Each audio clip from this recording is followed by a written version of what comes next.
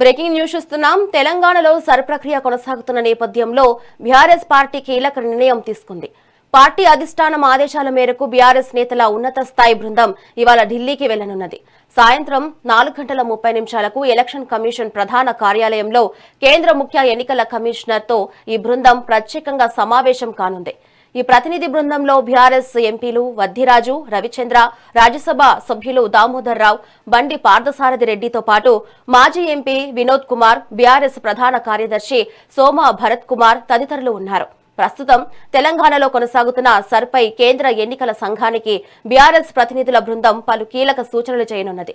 క్షేత్రస్థాయిలో ఎదురవుతున్న ఇబ్బందులను ఈసీ దృష్టికి తీసుకెళ్లనున్నారు. దేశవ్యాప్తంగా ఎన్నికల వ్యవస్థలో పారదర్శకత కోసం ఒక వ్యక్తికి ఒకే ఓటు విధానాన్ని పటిష్టంగా అమలు చేయాలని బీఆర్ఎస్ నేతలు సీఈసీని కోరనున్నారు.